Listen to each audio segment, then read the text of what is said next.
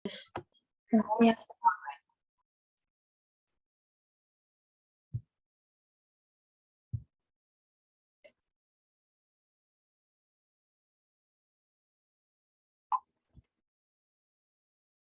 sebelumnya Assalamualaikum warahmatullahi wabarakatuh. Selamat pagi Pak Arif, selamat pagi Prof. Woro, dan selamat pagi teman-teman semuanya. Kami dari kelompok satu izin mempresentasikan hasil diskusi kami mengenai materi plastik biodegradasi.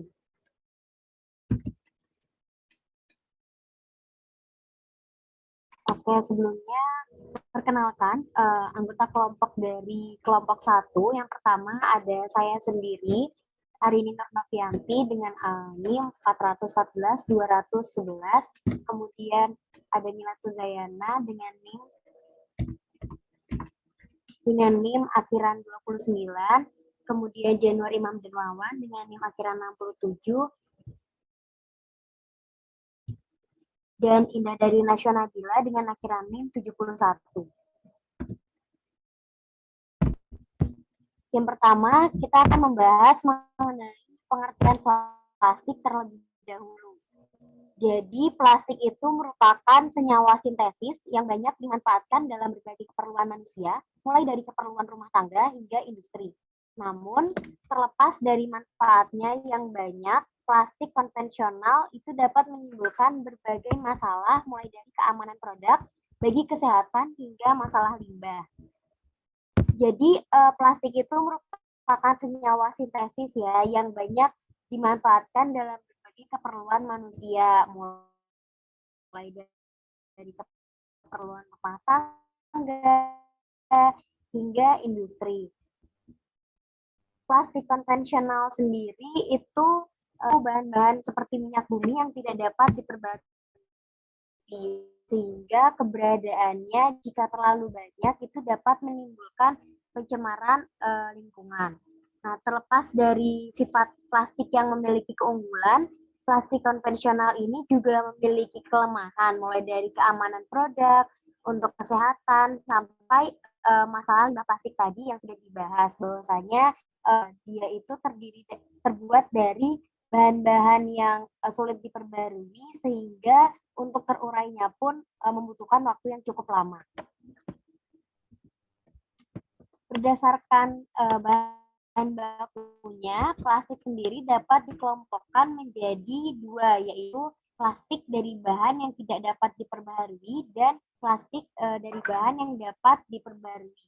Dari segi kemudahan terdegradasi oleh alam, plastik itu dibedakan menjadi dua, yaitu mudah terdegradasi atau biodegradable atau bioplastik, dan sulit terdegradasi atau jadi plastik konvensional itu plastik yang merupakan material yang terbuat dari bahan baku minyak bumi, seperti yang saya akan dibahas di slide berikutnya.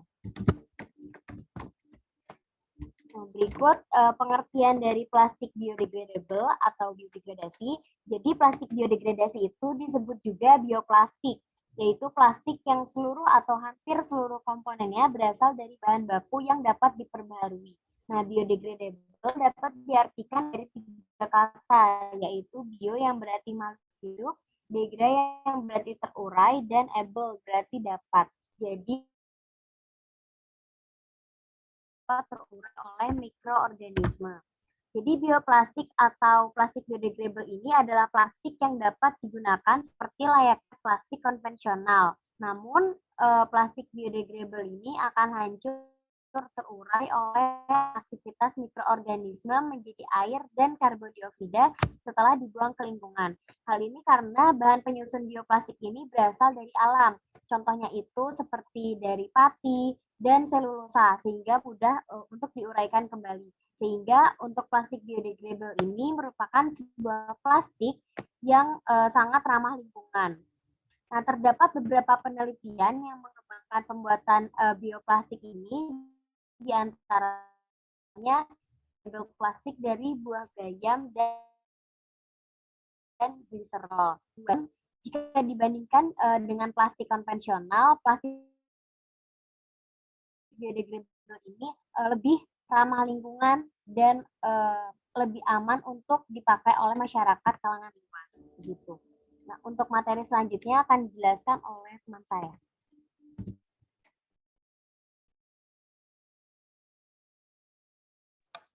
Baik, terima kasih atas waktunya. Saya ingin melanjutkan terkait dengan tahapan pembuatan plastik biodegradable. Sebenarnya untuk tahapan pembuatan plastik biodegradable ini itu memerlukan beberapa rangkaian, tapi yang sudah dimasukkan dengan alat dan bahannya. Tapi ini yang kita akan bahas pada kesempatan kali ini, kita bahas secara garis besar untuk pembuatan plastik biodegradable-nya saja. Nah, menurut Gilbert tahun 2016, tahapan pembuatan bioplastik itu diantaranya yang pertama itu ada pensuspensian bahan dalam pelarut, di mana pensuspensian bahan ke dalam pelarut ini itu untuk mendukung proses pembentukan larutan film. Larutan film ini nanti itu merupakan bahan dasar dari pembuatan plastik biodegradable. Dimulai dengan mensuspensi bahan ke dalam pelarutnya. Misalnya itu ada air, etanol, dan pelarut lainnya yang digunakan untuk mensuspensi bahan dasar dari plastik biodegradable ini. Yang kedua itu ada penambahan plasticizer. Nah, di sini itu untuk penambahan plastik ini ditambahkan untuk memperbaiki sifat mekanik, yaitu memberikan fleksibilitas pada sebuah polimer film. Nah, plasticizer sendiri itu merupakan bahan organik dengan berat molekul rendah yang dapat menurunkan kekakuan dan meningkatkan fleksibilitas polimer. Semakin banyak plasticizer yang digunakan, semakin meningkatkan fleksibilitas polimer. Namun dalam penelitian lain itu dijelaskan bahwa penambahan plasticizer dengan molekul pati yang berlebihan itu dapat menurunkan mobilitas molekuler, sehingga penambahan bahan yang meningkatkan elastisitas itu tidak boleh terlalu banyak. Nanti akan menyebabkan sifat dari plastik biodegradable itu bersifat soft dan lemah seperti itu. Nah, untuk selanjutnya itu ada pengaturan suhu.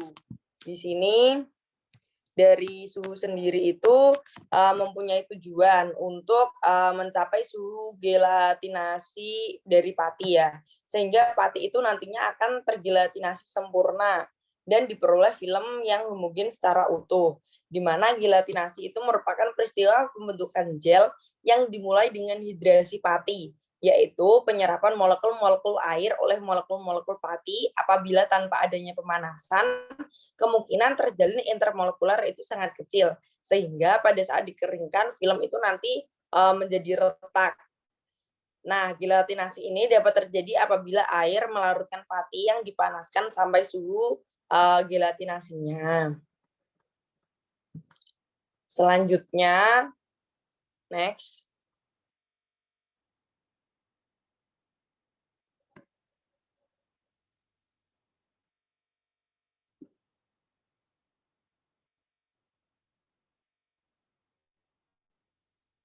Oke, yang keempat di sini ada pengeringan. Nah, pengeringan ini dilakukan bertujuan untuk menguapkan pelarut sehingga diperoleh film.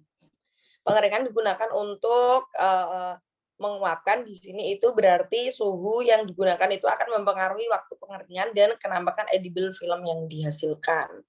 Nah, menurut Philpox dan Everus 2006 yang melaporkan potensi penggunaan pati sebagai bahan baku pembuatan plastik biodegradable sekarang itu berkisar sekitar 80 sampai 90% dari pasar plastik biodegradable yang ada.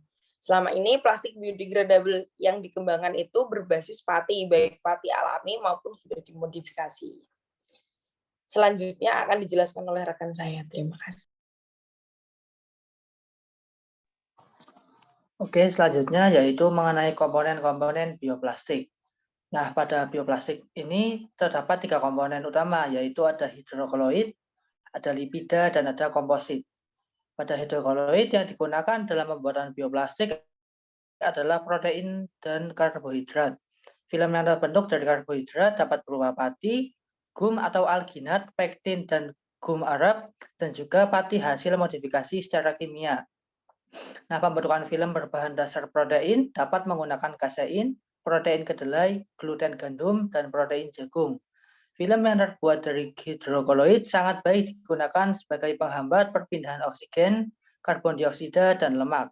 Film ini memiliki karakteristik mekanik yang sangat baik, sehingga cocok untuk memperbaiki struktur film agar tidak mudah hancur. Komponen yang kedua yaitu lipida. Bioplastik yang berasal dari lipida biasanya digunakan sebagai penghambat uap air ataupun bahan pelapis dalam meningkatkan kilap pada produk-produk permen. Film yang terbentuk atau terbuat dari lemak murni bersifat terbatas karena menghasilkan kekuatan struktur film yang kurang baik.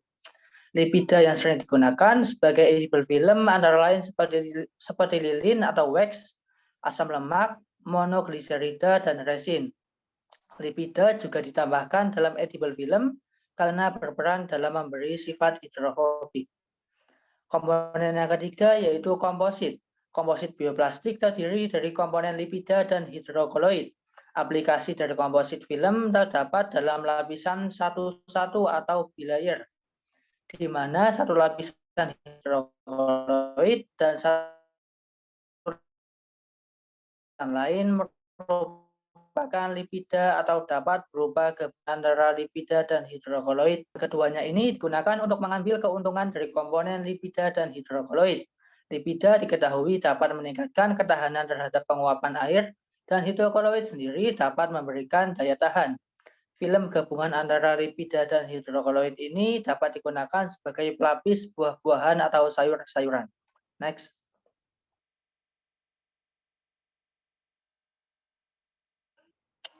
Selanjutnya yaitu ada perbedaan plastik konvensional dan plastik biodegradable. Dilihat dari beberapa aspek, yaitu ada aspek bahan baku, aspek teknologi, sosial, ekonomi, dan lingkungan. Plastik konvensional dan biodegradable ini dapat dibedakan. Pada aspek bahan bakunya, plastik konvensional sebagian besarnya dibuat dari bahan yang tidak dapat diperbarui atau terbuat dari dasarnya minyak bumi. Sedangkan plastik biodegradable atau bioplastik ini dibuat dari bahan yang dapat diperbarui atau bahan nabati. Lalu pada aspek teknologi, plastik konvensional ini karena sudah dikenal banyak orang atau sudah umum digunakan, tentunya teknologi yang digunakan sudah sangat maju atau sudah mapan. Sedangkan pada plastik biodegradable atau bioplastik, tentunya sudah ada produsen yang mengembangkan, namun masih banyak yang dalam tahap penelitian. Selanjutnya pada aspek sosial, plastik konvensional sudah banyak dikenal dan digunakan masyarakat.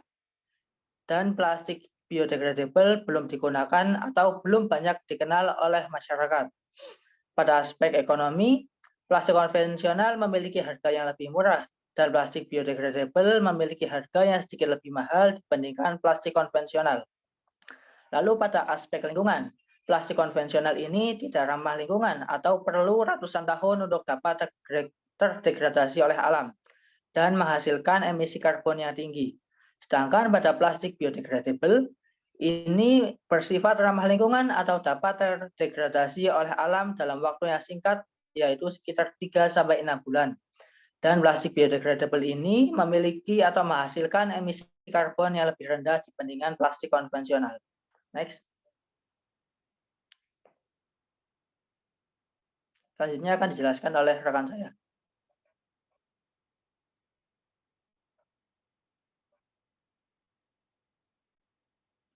Oke, untuk pembahasan yang selanjutnya itu mengenai bioplastik itu ada sifat mekanik bioplastik. Nah, sifat mekanik bioplastik ini apa? Sifat mekanik bioplastik itu sifat-sifat yang ada pada bioplastik. Salah satunya itu yang pertama ada elongasi. Nah, yang dimaksud dari elongasi ini adalah perpanjangan bioplastik yang dapat menunjukkan tingkat panjang film ketika dilakukan penarikan sampai putus. Jadi, ketika plastik itu biasa, kalau plastik biasa itu kan misalkan dia ditarik itu kan kayak elastis gitu ya. Terus kalau bioplastik ini misal dia ditarik itu bisa sampai putus. Nah, elongasi berkaitan dengan elastisitas film. Semakin besar nilai elongasi film, maka semakin elastis dan semakin baik plastik biodegradable dari film tersebut. Jadi, kualitas film yang dipakai dari bahan pembuatan bioplastik ini juga mempengaruhi tingkat elastis dari bioplastik ini, sehingga mempengaruhi dari sifat mekanik bioplastik.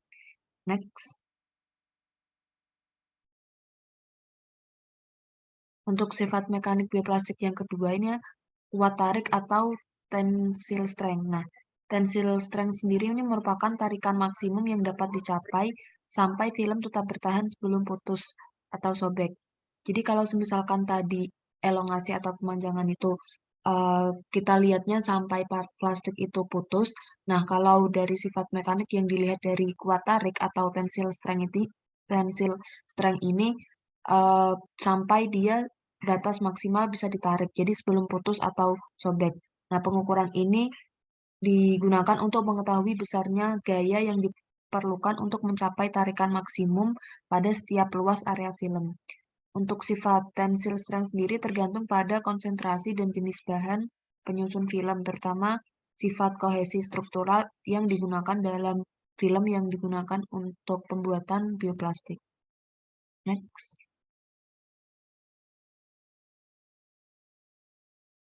Nah, untuk referensi yang kami gunakan sebagai berikut. Kemudian dari presentasi kami, kurang lebihnya seperti itu dari kelompok 1. Terima kasih. Selanjutnya saya kembalikan ke moderator.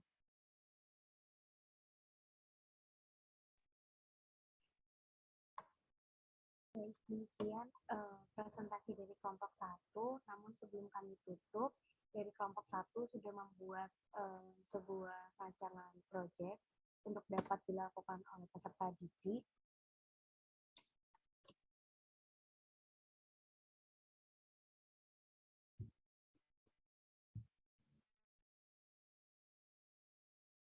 Yang kami Oke, izin masuk, izin menjelaskan mengenai proyek kami, mengenai plastik biodegradasi yang kami masukkan ke dalam LKPD siswa. Yang tentunya di mana proyek ini dapat dilaksanakan atau dilakukan oleh siswa pada kegiatan pembelajaran di sekolah, pada pelajaran IPA. Nah, pada proyek ini mempunyai tujuan, yaitu ada 3 tujuan, yaitu siswa mampu menjelaskan prinsip dasar bioteknologi. Yang kedua, siswa mampu menjelaskan perbedaan prinsip dasar pengembangan bioteknologi konvensional dan modern. Dan yang ketiga, siswa mampu menerapkan prinsip bioteknologi dalam pembuatan salah satu produk bioteknologi konvensional maupun bioteknologi modern, khususnya plastik biodegradable ini. Kompetensi dasar yang ingin dicapai yaitu pada kompetensi dasar 3.7, yaitu menerapkan konsep bioteknologi dan perannya dalam kehidupan manusia. Kegiatan yang ada pada LKPD ini yaitu ada 2, kulit umbi Garut, dan pengujian biodegradasi dari plastik biodegradable yang telah dibuat. Next.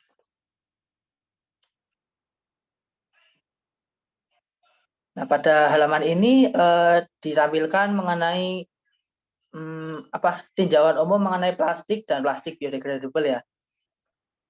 Next. Nah, ditampilkan alat bahan, dan alat bahan yang digunakan ada beberapa macam yang tentunya ini alat bahannya terdapat pada laboratorium sekolah. Next. Lalu ditampilkan cara kerja yang ini harusnya akan diikuti oleh para siswa sehingga proses pembuatan plastik biodegradable dapat diikuti dan dapat dilaksanakan tiap kelompok atau tiap siswa di sekolah. Next.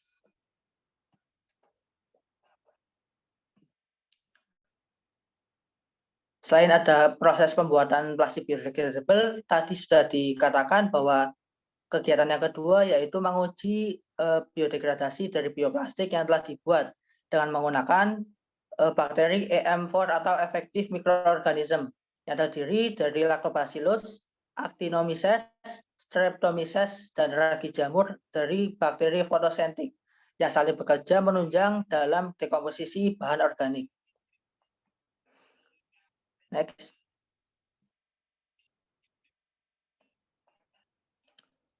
Nah, mungkin pada halaman selanjutnya yaitu hanya mengenai dokumentasi dan pertanyaan mengenai praktikum atau kegiatan yang telah dilakukan.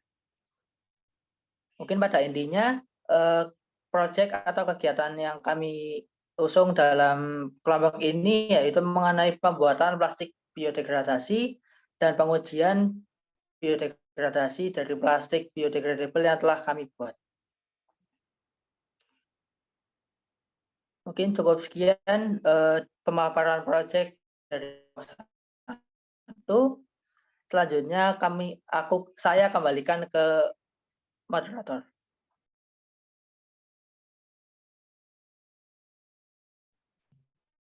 Baik, terima kasih teman-teman. Demikianlah presentasi dari kelompok 1 tentang materi plastik biodegradasi. Untuk selanjutnya kami dari kelompok 1 membuka sesi tanya jawab. Apabila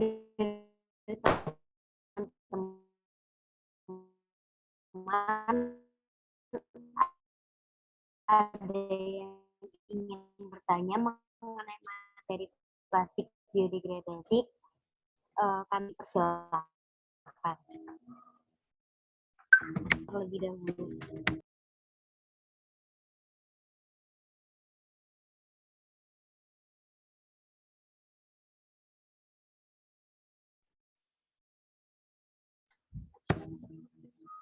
Baik, untuk penanya yang ke-1 ada Arfatur untuk menyampaikan pertanyaannya. Assalamualaikum warahmatullahi wabarakatuh.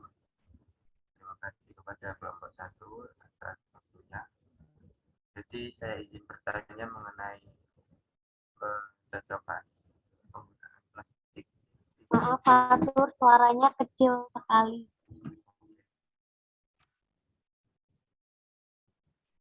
Izin masuk, apakah suara saya terdengar? Terdengar.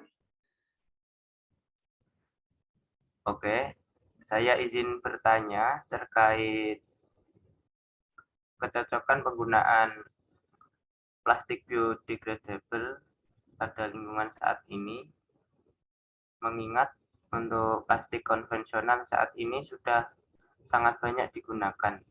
Apakah masih bisa digunakan untuk plastik biodegradable ini?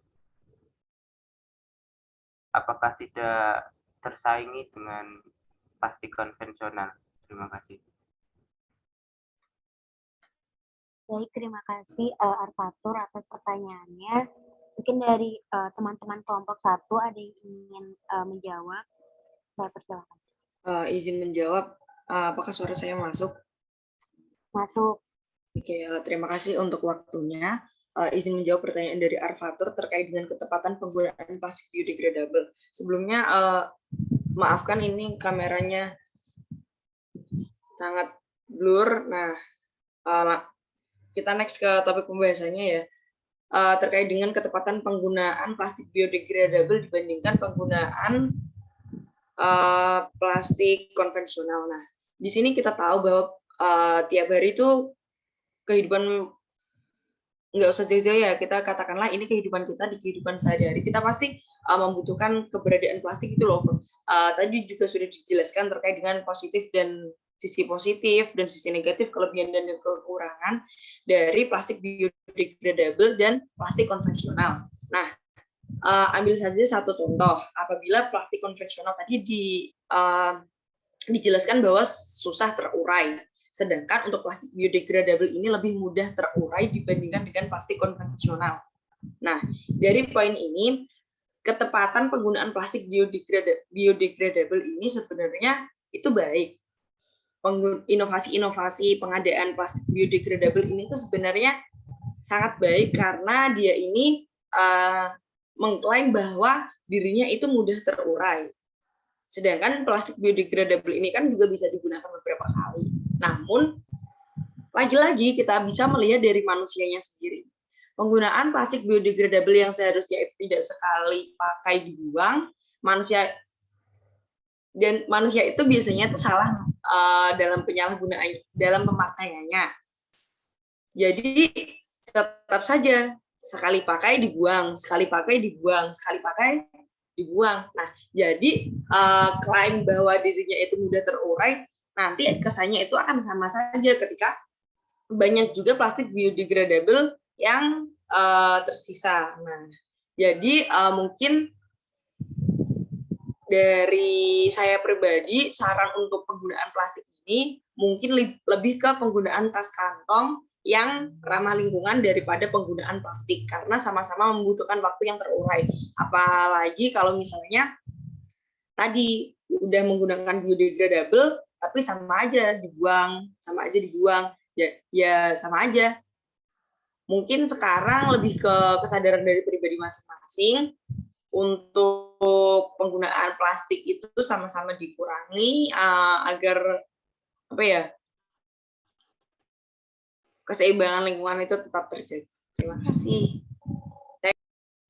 Jadi saya izin menambahkan, izin masuk. Mungkin menambahkan dari jawaban Mela menanggapi dari pertanyaan Arfator, kayak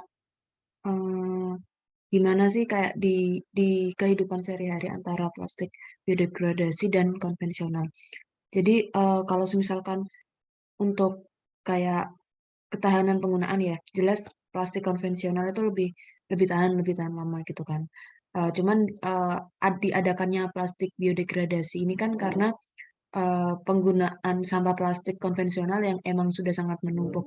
Kalau dikatakan tadi yang seperti Mila katakan kayak kebiasaan umum orang itu pakai plastik langsung buang. Kayak misalkan dari minimarket beli dapat plastik dibuang. Sering-sering terjadi di kota-kota besar gitu. Kayak aktivitas yang seperti itu sudah sering biasa ditemui. Nah, kenapa ada plastik biodegradasi? Yaitu untuk meminimalisir sampah plastik yang tidak terurai. Jadi misalkan sama-sama dibuang, at least itu sampah biodegradasi ini lebih bisa terurai daripada sampah konvensional. Nah, biasanya kan sering ya bukan sering sih, cuman pernah lihat plastik yang dia itu bahannya itu kayak mudah rapuh gitu. Jadi kayak misalkan dia udah dipakai entah berapa kali itu kayak gampang robek. Nah, itu plastik biodegradasi itu kayak gitu. Enggak seelastis atau sekuat plastik konvensional. Nah, kalau dibandingkan dengan penggunaan biasanya kertas kertas untuk mengganti plastik itu juga ada plus minusnya sendiri. Kalau misalkan kertas emang dia udah jelas mulai terurai ya. Cuman kalau misalkan uh, kita urgensinya buat kayak beli minuman dingin atau apa, kalau ditaruh kertas kan biasanya langsung langsung robek. Nah, kalau misalkan dari ketahanan plastik biodegradasi ini juga lebih lebih tahan daripada kayak penggunaan tote bag yang kertas, dan kalau kertas juga akan memakan banyak pohon gitu. Jadi untuk ada plus minus dari setiap barang yang kita gunakan. Kalau untuk plastik biodegradasi ini sendiri, kita positifnya ya dia plastik, cuman dia lebih mudah terurai daripada konvensional. Cuman balik lagi karena ini plastik, jadi tetap ada sampah atau polutan yang dihasilkan. Uh, Kalau misalkan uh, untuk penggunaan dalam kehidupan sehari-hari, lebih dan sangat disarankan penggunaan tas belanja. Jadi plastik kayak entah plastik konvensional, plastik biodegradasi, kemudian tote bag kertas itu disediakan hanya kayak dalam kebutuhan tertentu. Bahkan di minimarket pun sudah jarang yang menggunakan plastik itu. Jadi itu hanya opsi apabila kayak nggak bawa tote bag dan sekiranya emang urgensinya butuh bawa banyak bawaan gitu. Kalau untuk membahas plastik biodegradasi dikaitkan dengan penggunaan plastik konvensional, ada kelebihan dan kekurangan sendiri-sendiri dari entah biodegradasi maupun konvensional. Gitu. Makasih. Jadi mungkin itu jawaban dari kelompok 1. Bagaimana untuk Arfatur? Apakah jawaban dari kelompok 1 sudah menjawab pertanyaannya Arfatur? Terima kasih untuk kelompok 1 atas jawabannya, sudah sangat menjawab terima kasih Arfatur. Mungkin dari teman-teman yang lain, tadi sudah sempat ada yang raise hand. Siti Latifah, apakah jadi bertanya?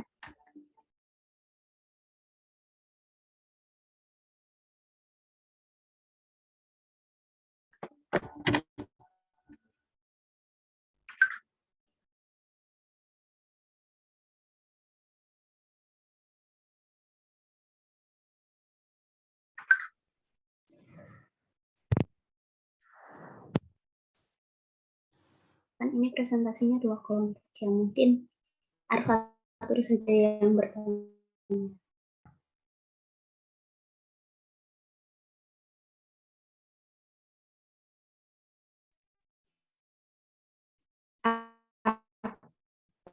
Mau 2 penanya.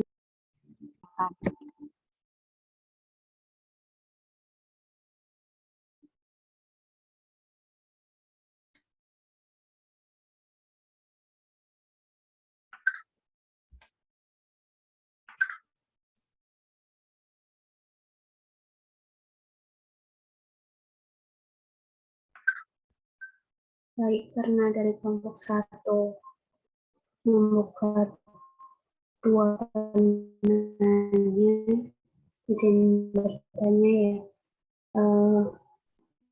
Kan kelompok 1 sudah menjelaskan mengenai plastik biodegradable. Nah,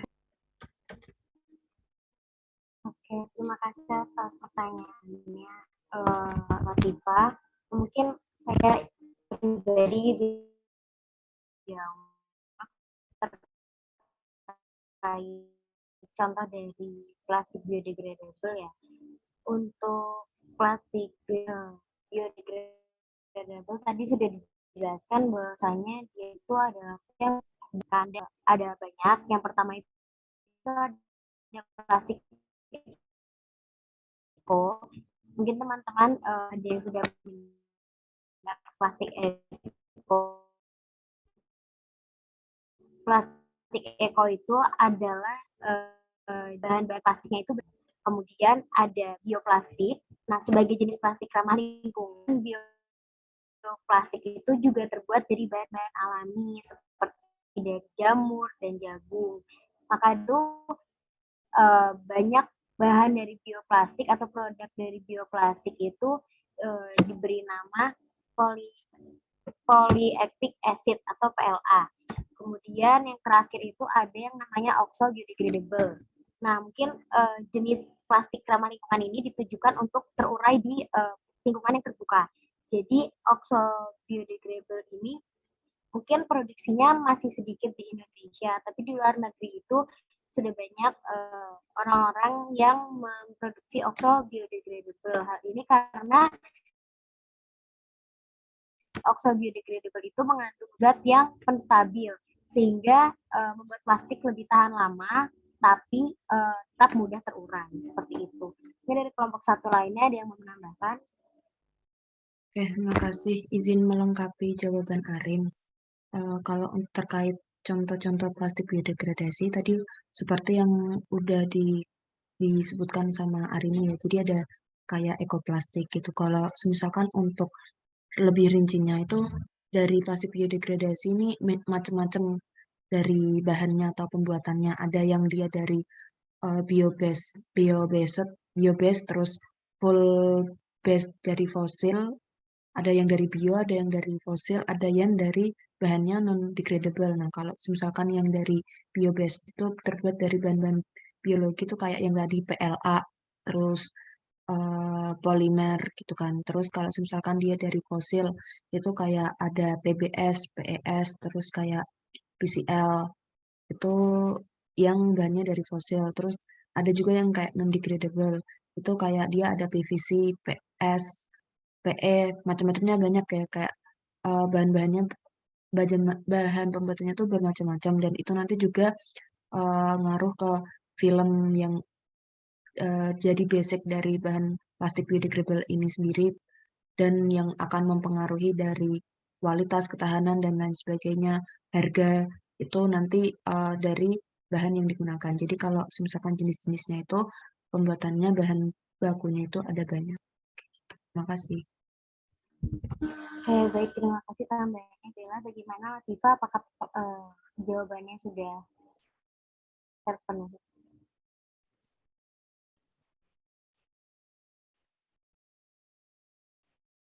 Halo, Latifah.